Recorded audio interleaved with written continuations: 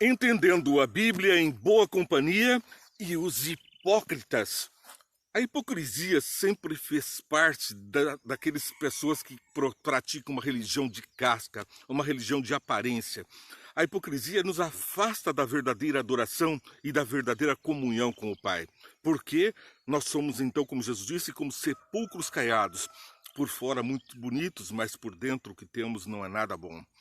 A palavra de Deus nos mostra que desde o Éden, Satanás perverteu os mandamentos de Deus, tornando-os pesados ao homem. Olha o que acontece lá no paraíso, quando Satanás diz a Eva: Deus disse assim, de nenhuma das árvores do paraíso comerás?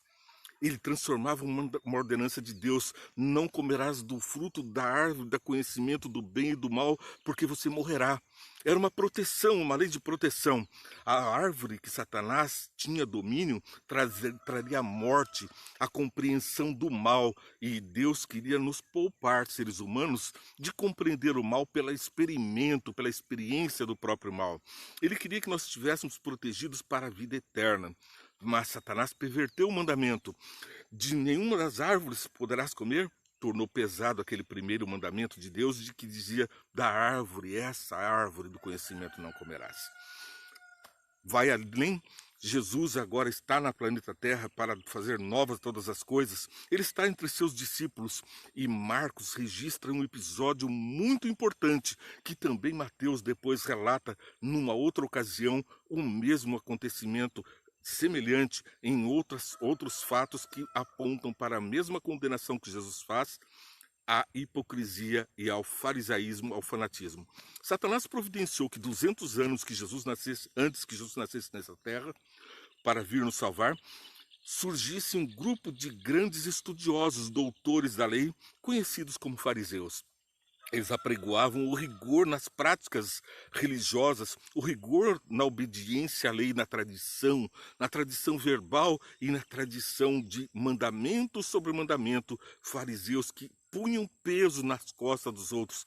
Mas Jesus diz que eles mesmos não seguiam esses mandamentos. E disse: façam o que eles dizem, que é muito bom, mas eles não praticam, não façam o que eles fazem.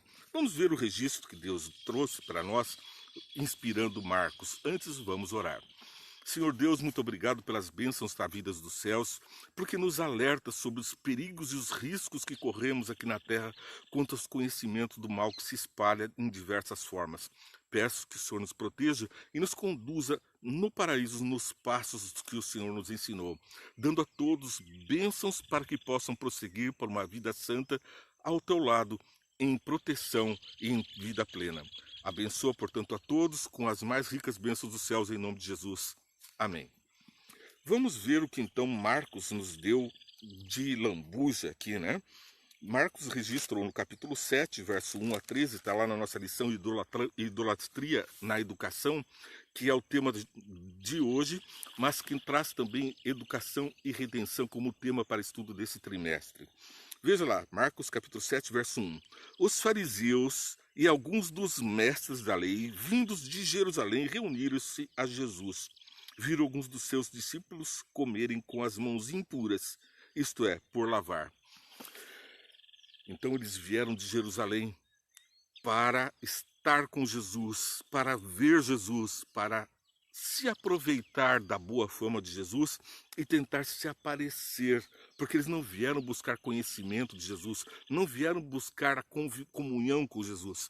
Eles vieram de Jerusalém para investigar Jesus, para ver se ele estava no rigor da lei, para ver se ele estava como um meio de apoio à sua doutrinação. Mas Jesus então via que eles estavam repreendendo seus discípulos por não lavarem as mãos. E aqui explica como que é isso. Os fariseus e todos os judeus não comem sem lavar as mãos cerimonialmente. Aqui não estava falando do bom hábito de saúde de lavar as mãos.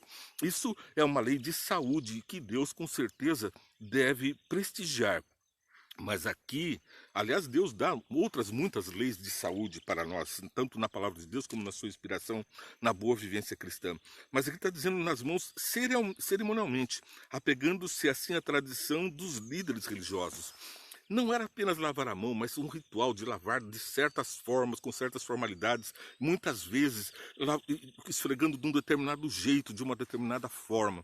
E os discípulos não seguiram essas tradições pesadas da lei, não se apegando assim às tradições dos líderes religiosos. Verso 4. Quando chegando da rua, não comem sem antes lavarem, e observam muitas outras tradições, tais como lavar copos, jarros, vasilhas de metal. Eles lavavam com as formalidades. Havia ali tipo uma água benta, tipo uma forma especial de fazer com que aquilo acontecesse. E ele respondeu, Jesus respondeu, bem profetizou Isaías acerca de vocês, hipócritas, como está escrito. Então Jesus repreende a hipocrisia daquelas pessoas e repete Isaías, este povo me honra com os lábios, mas o seu coração está longe de mim. Em vão me adoram, seus ensinamentos não passam de regras ensinadas por homens. E a adoração a Deus através de regras, de tradições humanas, não conduz a Deus, antes nos afasta com as regras pesadas que Satanás coloca desde o Éden nas ordenanças de Deus. Deus traz leis boas de liberdade. Satanás as transforma em aprisionamento, em prisão. Então todos os mandamentos de Deus passam a ser uma prisão. Passamos então a considerar não matar ao próximo como uma regra pesada, pois que Jesus disse que aquele que ofender ao próximo já está matando o seu irmão.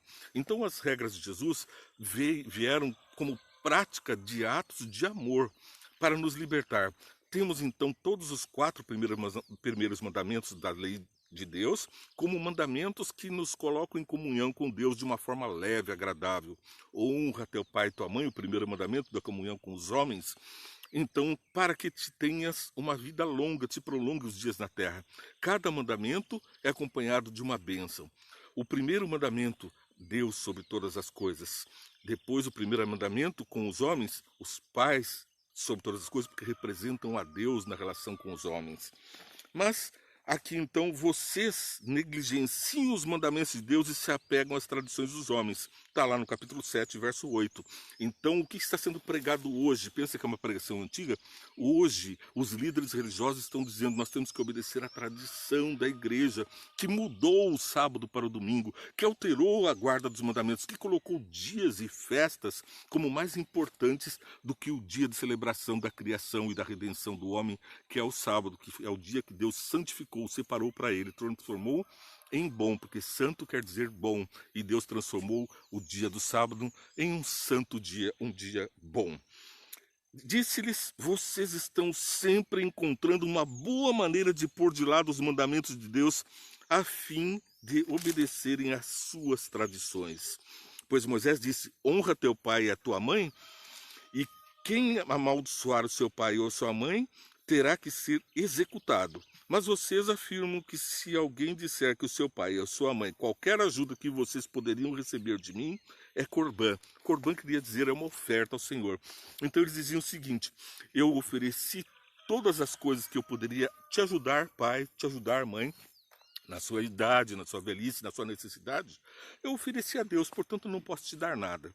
Isso que era o corbã, era um voto a Deus de que seus bens depois da minha morte, porque enquanto eu estou aqui vivo e bem, eu vou usufruir dos meus bens, mas não posso te dar porque eles foram oferecidos a Deus. Que hipocrisia, não é mesmo? E aqui Jesus está dando este caso como um exemplo da hipocrisia na guarda dos mandamentos, porque honrar pai e mãe quer dizer atender o pai e a mãe em todas as coisas.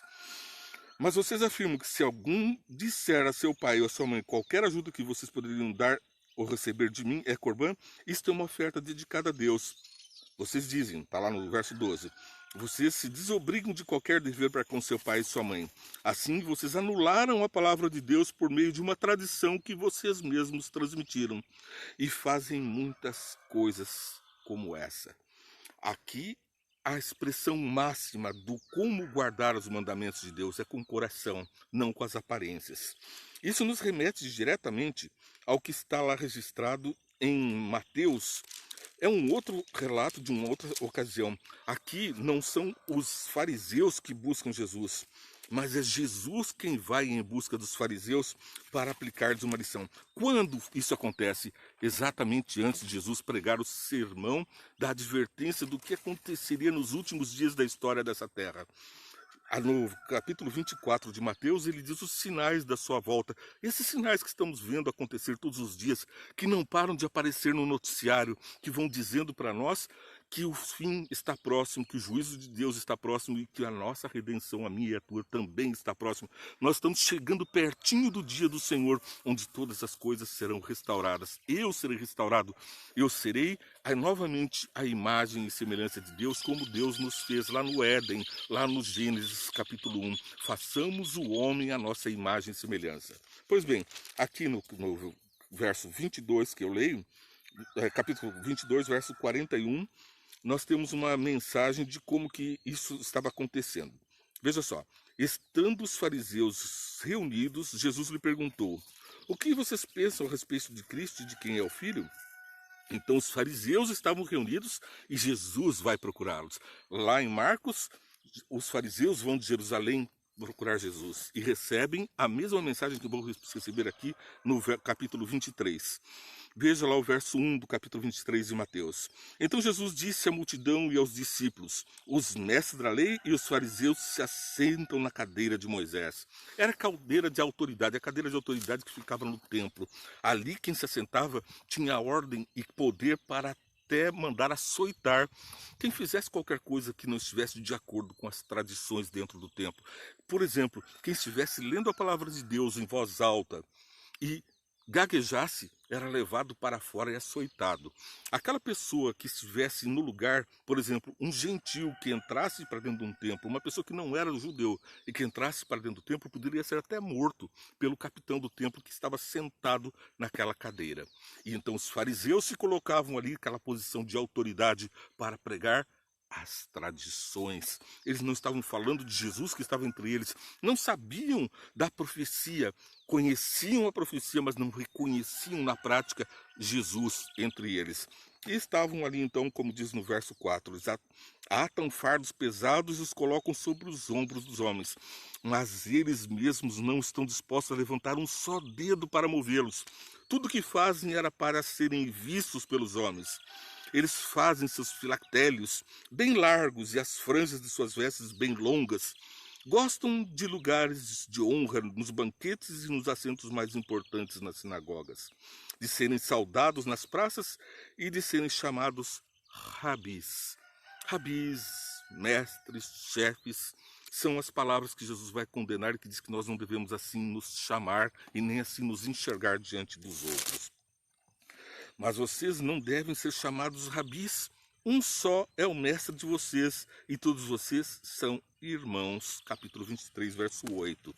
Então nós não devemos chamar aos outros com superioridade, porque somos todos filhos de Deus, irmãos de Deus. Ninguém deve se assentar numa cadeira e ditar regras e tradições para você. A palavra de Deus é o nosso guia e o Espírito Santo nos conduz. Não homens, não tradições, não os ídolos que nos colocam para fazer com que nós nos prostremos a eles, sejam eles de qualquer forma, de qualquer natureza, sejam de pau e de pedra, como imagens que se colocam nas igrejas onde as pessoas se ajoelham e praticam ali oferendas, quer seja nas religiões afro, que também assim fazem essas oferendas a ídolos. Deus nos chama à adoração àquele que fez os céus, a terra, o mar e a fonte das águas. Está lá em Apocalipse, onde Jesus diz que aqueles que adoram outras coisas que não aquele que fez a fonte das águas, o céu e a terra, eles estão adorando as criaturas, a Satanás, e por isso responderão diante do juízo. A ninguém na terra chameis pai. Pai pode ser traduzido também como papa, que é uma expressão de pai. Porque você só tem um pai, aquele que está nos céus. Tampouco vocês devem ser chamados chefes, porquanto vocês têm um só chefe, o Cristo. O maior entre vocês será servo, pois todo aquele que a si mesmo se exaltar será humilhado, e todo aquele que a si mesmo se humilhar será exaltado. Por que nós não devemos chamar papa nem chefe a ninguém aqui na terra? Porque eles se assentam na cadeira da autoridade da igreja e impõem tradições contrariamente às ordenanças da Bíblia. Tiram a leveza da ordem de Deus para a nossa vida para colocarem um peso nos ombros, como diz aqui a palavra de Deus. É Jesus falando. Ai de vocês, mestres da lei e fariseus hipócritas, vocês fecham o reino dos céus diante dos homens. Vocês mesmos não entram, não deixam entrar aqueles que gostariam de fazê-lo. Verso 14. Ai de vocês, mestres da lei e fariseus hipócritas, vocês devoram as casas das viúvas e, para disfarçar, fazem longas orações. Por isso serão castigados mais severamente. Ai de vocês, mestres da lei e fariseus hipócritas, porque perturbam a terra e o mar para fazer um convertido, e quando conseguem, vocês os tornam 2 vezes mais filhos do inferno do que vocês. Aqui Jesus fala que essas pessoas são filhos do diabo. Por quê? Porque elas acabam pondo o seu eu no lugar de Deus e alterando os preceitos de Deus com as suas próprias regras e ordenanças. Para irmos à finalização, nós temos que compreender que Jesus termina reprovando, e vai lá no capítulo 22, no verso 41, lembrando que, estando os fariseus reunidos, ele vai até eles para repreendê-los. E a nossa palavra é que nós devemos ser não como cegos guiando cegos, mas como aqueles que aceitam do Senhor a palavra para a nossa redenção. Você está assistindo Entendendo a Bíblia em Boa Companhia, que vai ao ar diariamente às 9 horas. Mas eu te convido a assistir também 5 minutos, vem, entende, que vai ao ar às 8 horas. É um programa bem resumidinho para quem tem pressa. Traz o resumo dessa programação diariamente às 8. Peço que você ore, compartilhe essa programação, curta e siga os nossos programas no YouTube, no Facebook, no Instagram e as nossas páginas também no Vê e Entende. Te convido a participar dessa missão e de pregar o Evangelho a todo tribo, língua, nação, para todo povo conheça a verdade e a leveza de Jesus para a nossa vida. Que Deus te abençoe.